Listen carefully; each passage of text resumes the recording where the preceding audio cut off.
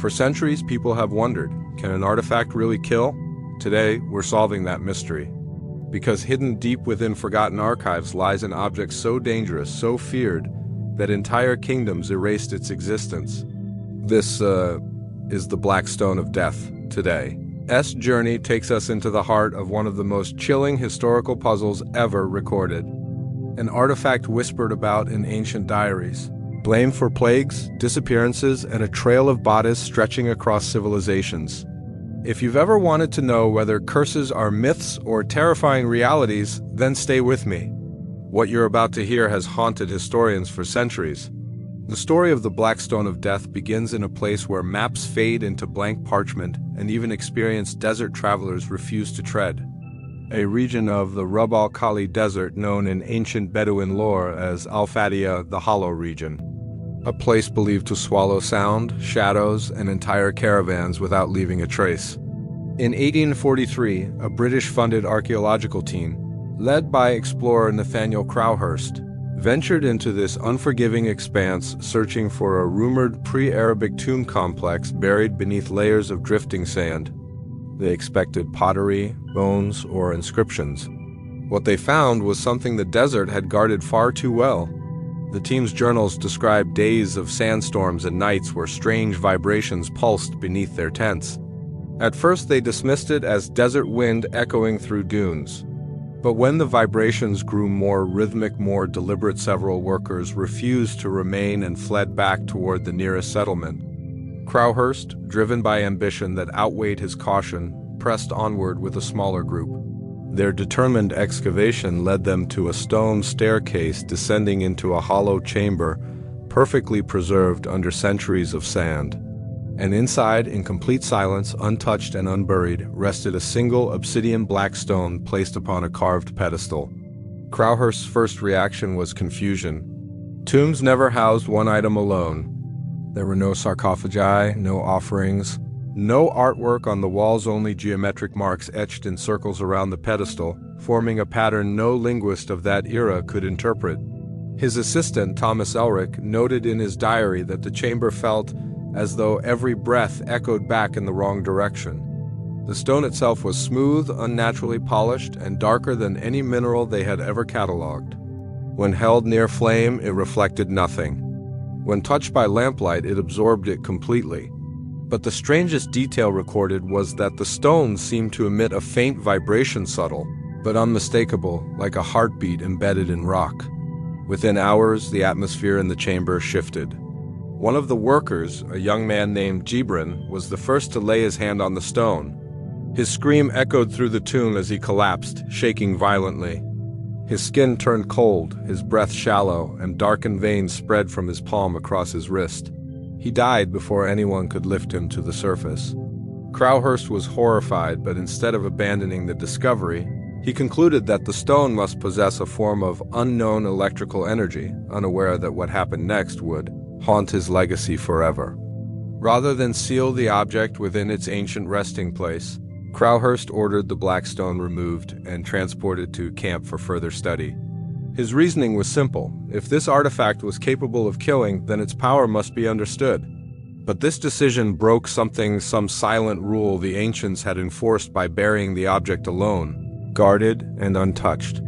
From the moment the stone left its chamber, unexplainable phenomena were documented. Compass needles spun uncontrollably. Horses refused to approach the camp. Lanterns flickered in patterns as though responding to something unseen. And every night, multiple expedition members awoke claiming they heard whispering coming from the sealed crate where the stone was kept. Crowhurst himself became increasingly obsessive. He spent hours tracing the geometric carvings from the tomb walls, convinced they formed an instruction or warning. But each time he believed he understood a symbol, he claimed the meaning changed, as if the pattern was alive or reacting to his thoughts. Meanwhile, the health of several men began to deteriorate. They complained of a coldness in their bones, strange dreams, and unexplained bruising. One journal entry described a worker waking with a perfect imprint of a hand on his chest, darker than ink, even though he slept alone. As conditions worsened, Crowhurst decided to secure the stone inside a reinforced metal box and evacuate the site immediately. But the desert had no intention of letting them leave peacefully. A violent storm struck the region, one that locals later insisted formed unnaturally. Fast, and their attempt to flee became a frantic struggle for survival. Some believed the storm was natural, others whispered it was a warning. But whatever force brought the storm, it marked the beginning of a deadly chapter that history still cannot fully explain. When the Black Stone left the desert, it didn't just accompany the Crowhurst expedition, it followed them, as if claiming ownership over their fate. The strange death of Jibrin inside the chamber was only the beginning. What came next would create one of the most chilling death trails historians have ever tried to analyze, because every life it touched ended with the same impossible signature, the blackened veins, spreading like ink beneath the skin as though the stone left its mark on their bloodstream. The journey back to the coast was supposed to take 12 days. By the 4th day, the next casualty emerged. A seasoned guide named Yusuf collapsed at dawn, his limbs stiff, his eyes wide with what the journals described as pure terror frozen into his final stare. Crowhurst believed he died of exhaustion until Elric, the assistant, examined the body and discovered the unmistakable pattern, again dark veins radiating from the fingertips and crawling across the forearms like thin black roots. They buried Yusuf in shallow sand and marched on, but their fear grew with each passing step. 2 days later, another man fell. This time, no one had touched the stone, no one had opened its metal crate, yet the symptoms were identical. Dark veins, sudden collapse, rapid organ failure. These were not random accidents. Something was happening to the men simply because the stone traveled with them. As the death toll rose, murmurings spread among the workers that they had stolen a forbidden's heart from the desert, and many believed the stone was alive in some way they could not understand. By the time the expedition reached the nearest port settlement, only half of the original crew remained. Several were too weak to walk, others were delirious, mumbling about hearing knocking inside the metal crate at night. One man even claimed the stone called his name. Crowhurst dismissed these accounts as superstition, but privately, according to his letters, he began suffering nightmares of the stone cracked open like an egg, with something black and living inside. The deaths did not stop once they reached civilization. In fact, they accelerated. A customs officer who inspected the sealed crate fell ill within 48 hours. His family insisted he was completely healthy before that day. A stable master who helped load the crate onto a European-bound ship died in his sleep, his veins darkened like every man before him. The ship's captain later wrote that he ordered the crate kept away from the crew after multiple sailors refused to go near it, claiming they felt waves of cold passing through their hands whenever they stood within a few feet of it.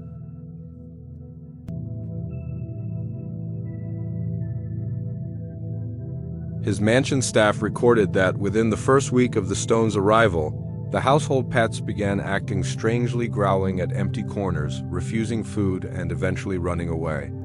Then the humans followed. Sir Ashbourne's gardener collapsed while trimming hedges, his skin already showing the first signs of black vein formation. A maid died while polishing silverware, collapsing mid-step. A carriage driver was found slumped forward in his seat outside the estate gates, the horses trembling and refusing to move. Each death was rapid, unexplainable, and identical. Yet Sir Ashbourne himself seemed unaffected. At first, but the collector grew increasingly unstable, according to the letters of his butler. He sat for hours in front of the sealed crate, refusing meals, refusing sleep, claiming he could hear whispers through the wood. Within weeks, he too succumbed. He was found seated upright in his study chair, eyes open, mouth frozen mid-breath, with the black veins covering nearly his entire body. The stone was removed from the mansion after his death, but the workers who transported it suffered the same fate within days. Doctors, clergy, scientists, anyone who came close or even handled the documents written near it found themselves mysteriously ill, and the pattern never changed. Not once, every life it touched left behind a body marked with the same black lines, the same ghostly expression, the same silent evidence that the stone's curse, or whatever force it carried, did not discriminate. It did not tire. And it did not stop at Crowhurst's expedition. When the Black Stone of Death finally reached the hands of scientists in the early 20th century, the hope was that modern tools would bring clarity and explanation to replace the growing list of whispered curses and terrifying coincidences. But what happened instead was the opposite. The deeper researchers examined the stone, the more impossible it became. In fact, many of the most respected scientific minds who studied it ended up questioning their own understanding of physics, geology, and even human perception itself. The first formal examination took place in 1932, inside a private laboratory owned by Professor Alistair Hemsworth, a mineralogist known for debunking supernatural claims. Hemsworth approached the object with a cold, rational mindset, convinced that all the stories surrounding it were exaggerations or misinterpretations. He believed the deaths associated with the stone were caused by an unknown toxin or perhaps a naturally occurring radioactive element. But from the moment the crate was opened, the atmosphere of the laboratory shifted. Every assistant later reported feeling a strange heaviness in the air, as if the room itself had become smaller. Hemsworth performed the first test by exposing the stone to direct lamplight. Instead of reflecting or refracting the light like any normal mineral, the stone absorbed it completely, creating a void-like silhouette that swallowed brightness whole. Scientists had seen minerals that absorbed light before, but never to this degree. The stone behaved as though it consumed illumination, erasing it. Even more unsettling, the edges of the object seemed to blur slightly in low light, like the boundary between its surface and the air was not fully stable. Next came the thermal tests. When heated with a controlled flame, the stone absorbed heat rapidly, but its surface temperature never changed. Ice placed against it did not melt. A hot iron pressed onto it cooled instantly, as though the stone drew energy into itself and locked it away. Hemsworth wrote in his notes that touching the stone felt not cold, but absent, as if the object had no temperature at all. No physical signature for his senses to grasp. Then came the most frightening discovery, the readings. When Hemsworth positioned a set of early Geiger-style instruments near the stone, the devices reacted violently. Needles twitched, clicked, and spiked into ranges typically associated with low-level radiation. But this wasn't radiation. There was no decay pattern, no particle emission, no chemical footprint. The instruments detected something, but it was not anything the scientific community recognized. Hemsworth described it as a mimic of radiation without substance, a phenomenon that broke every known law of geophysics at the time. Audio tests made the situation even stranger. When microphones were placed near the stone, they picked up faint patterns of sound static at first, then subtle rhythmic pulses. Some researchers claimed it resembled whispering, though the whispers had no identifiable language. Hemsworth dismissed the idea, but he could not deny the recordings. When played back at lower speeds, the pulses formed patterns eerily similar to breathing, as if the stone itself emitted a slow, controlled exhale. The lab animals reacted worst of all. Mice placed in sealed cages next to the stone refused to move, clustering at the farthest corner. Cats hissed and clawed, backs arched, staring directly at the stone as though confronting a predator. One dog, normally gentle, became so agitated it tore apart its own enclosure trying to escape. After that, Hemsworth discontinued animal testing, not out of ethics, but because the reactions unsettled him far more than any data point. Physical contact produced equally baffling results. Researchers wearing several layers of gloves reported a numbness spreading through their hands the moment they touched the surface. It was not cold, not warm, just an overwhelming lack of sensation, as if their nerves simply stopped transmitting signals. One assistant complained that he could feel his heartbeat slowing whenever he approached the stone, and when Hemsworth dismissed him, the assistant resigned the next morning, leaving behind a note begging the professor to destroy whatever that thing really is. The longer the team studied it, the more they agreed on one conclusion: the stone behaved as if it were not entirely from this world. Its structure did not match any mineral known to Earth. It contained no quartz, no metals, no organic matter. Even the dust scraped from its edges refused to dissolve under chemical testing. It was inert yet active, silent yet somehow aware. Hemsworth's final experiment was the most controversial. He placed the stone inside an isolation chamber and monitored brainwave patterns of anyone who stood near the glass. Shockingly, their brain activity changed. Patterns resembling stress, fear, and hyper-awareness surged even when test subjects did not know the stone was present. Whatever the stone emitted, energy, frequency, or something else, it affected not just the environment but the human mind. Hemsworth abandoned the study shortly after. His final journal entry stated that the stone responded to him during a late-night examination, not physically, but cognitively. He claimed he felt an emotion that wasn't his own: hunger. Long before Crowhurst's expedition, long before scientists attempted to examine the Black Stone of Death, and long before the modern world tried to treat it as an exotic mineral or a misunderstood artifact, there was already a pattern, a deadly, unmistakable signature that stretched across empires, cultures, and centuries. The Black Vein Curse, a phenomenon documented in ancient medical texts, royal diaries, battlefield chronicles, and forgotten tablets, each describing the same horrifying symptom: darkened veins spreading beneath the skin like roots of shadow, marking a victim's final hours. To the untrained eye, the Black Vein Curse looks like a disease, perhaps a bloodborne infection or a venom. But every civilization that encountered it agreed on one thing: it did not behave like sickness. It struck too suddenly. It targeted individuals tied to a single object, and it never spread from person to person. It was selective, intelligent, almost deliberate, like the stone decided who would suffer and who would live. The earliest known reference to the Black Vein Curse comes from a Babylonian clay tablet dated to around 1800 BCE. The tablet describes a rebel priest who stole a dark stone from the forbidden chamber of the underworld god. Within days, every member of his tribe died with what the ancient scribe called the night. Veins, lines of blackness radiating from their hearts outward. The scribe's final note chillingly states that their bodies remained warm long after death, as though the darkness inside them refused to sleep. At the time, historians dismissed this tablet as mythic storytelling, but the details matched perfectly with records discovered thousands of years later. Centuries after Babylon, during the height of the Persian Empire, another account surfaced, this time from a royal court advisor named Ardashir. His journal details a noble family who acquired a strange black stone during a military campaign. They displayed it proudly in their home, unaware of its history. Days later, the youngest son collapsed during a feast, the veins in his neck turning an unnatural shade of dark blue, almost black. He died within minutes. The family believed it was poison until the daughter fell ill the next night, followed by the mother, then the uncle, each showing the same unmistakable pattern.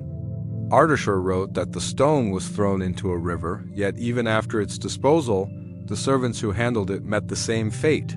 He concluded the stone fed on breath and bled darkness into the living. Centuries later, during early Ethiopian war chronicles, a Jeho referred to a black artifact seized from a desert caravan. Believing it to be a talisman of power, he carried it into battle. But according to the chronicle, his men began collapsing without wounds, their skin turning pale, their veins darkening dramatically. The strange curse never touched the enemy army, only those who marched beside the general. Eventually, the general himself succumbed, and the artifact vanished into the chaos of war, only to resurface generations later. What makes these accounts chilling isn't just the consistency of symptoms, but the consistency of context. The victims never shared food, water, or physical contact. They fell ill only after coming near the stone or touching objects that had been close to it. The curse behaved less like transmission and more like detection, choosing individuals who interacted with the stone directly or indirectly. Some victims showed symptoms immediately. Others experienced a delay of hours or days, suggesting the stone could leave an imprint on the body, dormant and waiting. Modern analysis of historical autopsy notes from the 19th century shows that the blackened veins were not caused by blood clotting or toxins. The veins themselves were stained, darkened in a way that did not match known medical conditions. Doctors wrote that the discoloration seemed to rise through the bloodstream, as if something invisible traveled inside the vessels. The heart was often the last organ to lose its normal coloration, turning a deep, purplish-black moments before death. Even more disturbing is the psychological component linked to the curse. Survivors who worked near victims often reported that the afflicted spoke of whispers inside their chest, a constant feeling of being watched, or the sensation that their heartbeat no longer belonged to them. Some begged to be kept away from the stone, insisting they could feel it pulling from the inside, and in nearly every case, once the first black vein appeared on the skin, there was no recovery. No treatment worked, no doctor could slow the progression. It was swift, merciless, and always fatal. The black vein curse became the universal thread connecting every culture that encountered the stone. A signature so consistent that historians eventually realized it could not be coincidence. It was the stone's mark, its footprint, its calling card, a reminder that whatever power the black stone of death carried, it did not simply kill, it claimed. The story of the vanished caravan is one of those historical events that scholars reluctantly accept, because the evidence is undeniable, yet the explanation remains impossifiable. It is a tale buried beneath layers of desert wind, spoken in hushed tones across generations of traders, and only partially recorded in fractured Ottoman archives. But every version of the story, no matter the source, shares one element in common.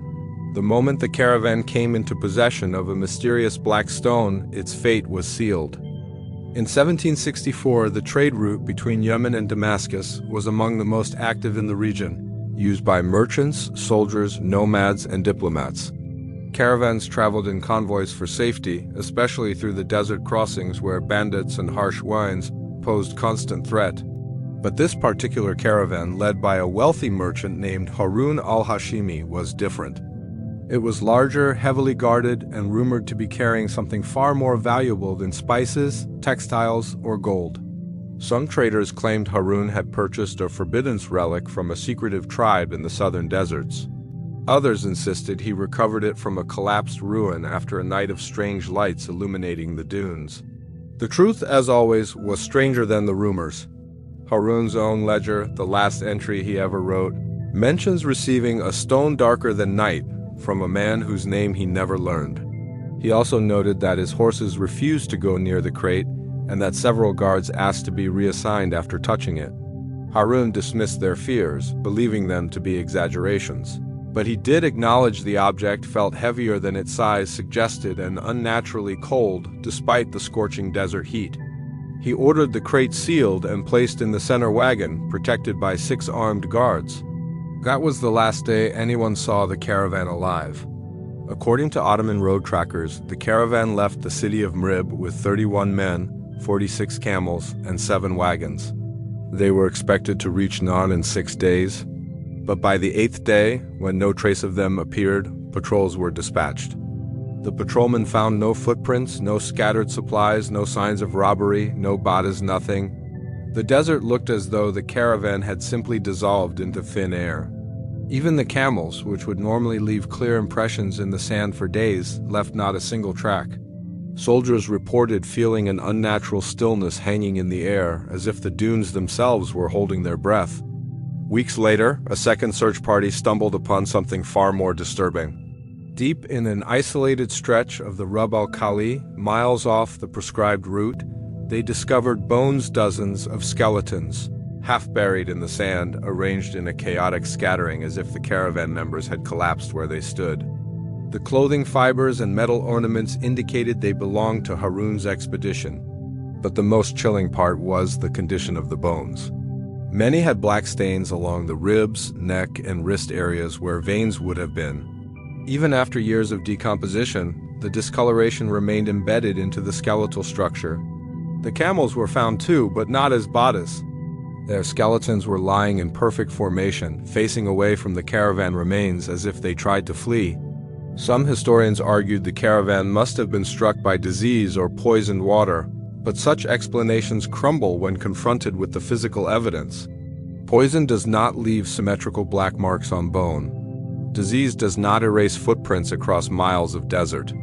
And no natural force moves an entire caravan off course by dozens of miles without a single survivor or witness. Witness accounts from nearby nomadic tribes provided another clue. Several members of the Banu Lam tribe recalled seeing a strange dark mist stretching across the horizon on the night Harun's caravan disappeared. They described the air vibrating, animals panicking, and a low humming sound that seemed to come from beneath the ground. One elder claimed he saw a faint glow, deep, pulsing, almost like a heartbeat, in the direction of the caravan's path. When they approached the area days later, they felt overwhelming dread and turned back immediately, refusing to speak of it again. The final piece of the mystery came from Harun's personal guard journal fragments found buried in the sand, preserved by sheer chance. The last written line read, "We hear something inside the crate. It is moving." The next page was blank. From that moment on, the vanished caravan became a warning. Traders whispered about Harun's mistake, about carrying something that did not belong to the living. The Ottoman authorities sealed the region from further exploration, not out of superstition, but because every attempt to investigate resulted in sickness, hallucinations, or loss of orientation. It became known as the Road of Empty Echoes, a place where travelers felt watched, followed, and listened to. And although centuries have passed, the truth remains buried in the sand. Wherever the black stone of death traveled, it left behind silence, bones, and the lingering memory of something that consumed not only life, but entire journeys.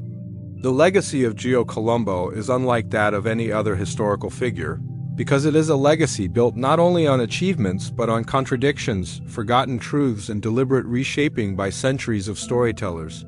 When you look at the legacy of an explorer, you expect a clear beginning, a heroic middle, and a celebrated end. With Colombo, none of those exist in a clean line. Instead, what remains is a fractured mirror reflecting different versions of the same man depending on who is holding the mirror. Some see him as a brilliant navigator, a visionary who dared to cross what others feared. Others portray him as a cunning opportunist who knew far more than he ever admitted. And then there are those who believe he was a carefully constructed myth, built and modified by kingdoms, historians, and political agendas who needed him to be something more convenient than the truth. That is the strange legacy of an enigma like Colombo. You cannot separate the man from the myth because, in many ways, the myth became the man. But to understand his legacy, we must look at how his story evolved after his death. It didn't happen naturally. It wasn't a simple case of people remembering him differently. It was a deliberate rewriting. Monarchs needed a hero, so they polished him into one. Scholars needed a symbol of discovery, so they highlighted what fit their narrative and quietly buried what didn't. Nations needed founding legends, so they elevated him into something larger than life. Over centuries, his identity became a historical battleground where each group claimed the version that suited their goals.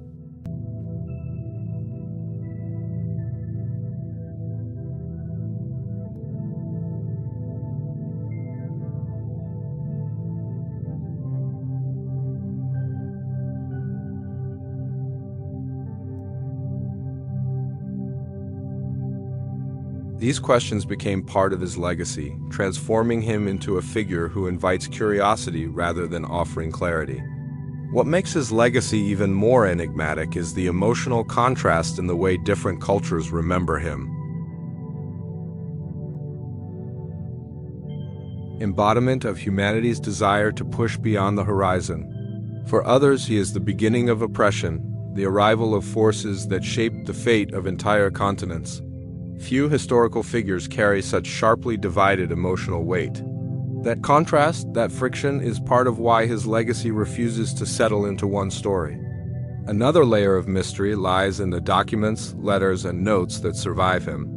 They reveal a man who wrote obsessively about divine destiny, as if he believed he was chosen. Yet they also show careful strategic thinking, political manipulation, and a deep understanding of how to appear loyal while pursuing his own ambitions. His legacy is therefore not only geographic but psychological. He leaves behind not just maps, but questions about motivation, identity, and the blurred line between belief and strategy. And then there is the greatest irony. Despite being one of the most referenced figures in global history, we still know shockingly little about him. The gaps in this story are not small details. They are massive empty spaces, missing childhood records, conflicting accounts of his nationality, strange financial arrangements that suggest hidden sponsors, And the way these mysteries survived for centuries suggests that his legacy was not shaped by accident. Someone, at some time, wanted parts of his story hidden. That secrecy became part of his legend, turning him into a figure who feels less like a man and more like a historical puzzle. Even today, his legacy continues to evolve. New theories emerge, old documents resurface. Researchers argue over every detail, and with each new debate, Columbo becomes more symbol than person. He represents exploration, ambition, secrecy, manipulation, triumph, tragedy, and the darker sides of empire. Few historical figures carry such a heavy and complex legacy, one that refuses to sit still or be neatly defined. His legacy is an active force, constantly shifting, constantly provoking new interpretations, constantly challenging what we think we know about the past. And perhaps that is the most fitting legacy for a man shrouded in mystery. As we reach the end of this journey through the shadows of history, one truth becomes unmistakably clear. Gio Colombo was never just an explorer. He was a mystery wrapped in ambition, a man whose life was shaped as much by secrecy as by discovery. His story is a reminder that history is not a simple record of what happened, but a living, shifting narrative shaped by power, politics, and perspective. Every document we examined, every contradiction we uncovered, every clue we followed reveals a man far more complex than the polished legend taught in textbooks. We've seen how hidden motives shaped his decisions, how unexplained knowledge hinted at a deeper past, and how the world he left behind continued to alter his image long after he was gone. His legacy refuses to stay silent. It forces us to question what is true, what was erased, and what may still be waiting to surface. And even now, centuries later, his presence lingers like an unfinished chapter, daring us to look closer, to dig deeper, and to challenge the stories we've always accepted. Because maybe the greatest discovery connected to Gio Colombo isn't a new landmass or a forgotten map. Maybe it's the realization that history still holds secrets powerful enough to reshape what we think we know about the foundations of our world. And as long as questions remain unanswered, as long as the truth stays just out of reach, the mystery of Gio Colombo will continue to echo through time, inviting new explorers, new thinkers, and new searchers to uncover the real story buried beneath the legend.